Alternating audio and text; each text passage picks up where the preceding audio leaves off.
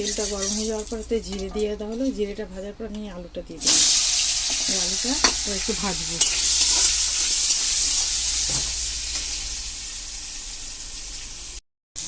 অঞ্জুর কিচেনে আজকে রেসিপি হলো কাঁকড়ার তেল ঝাল।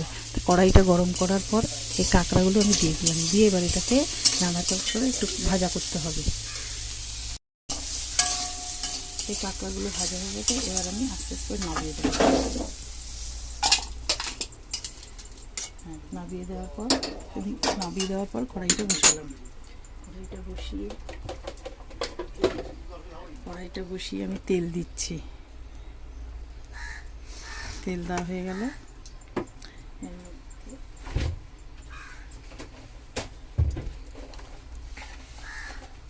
একটু জিরে ফোড়ন দিলাম।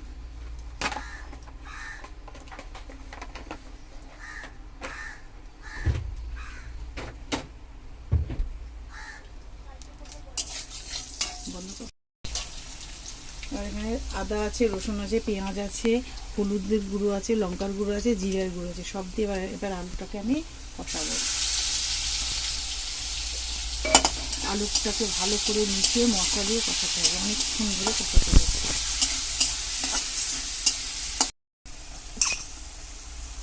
আলুটাকে কষানোর পর এবার এর মধ্যে আমি ভাজা কাঁকড়াটা দিয়ে দিলাম। ভাজা কাঁকড়াটাকে আমি অনেকক্ষণ বসে কষাবো, যাতে মশলাগুলো সব ভেতরে ঢুকে যায়।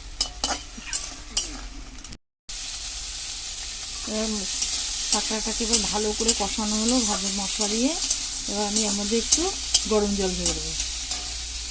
এর মধ্যে আমি আবার গরম জল দিয়ে দিলাম। তরকারিটা আমার হয়ে গেছে, এবার আমি এটা পরিবেশন করছি।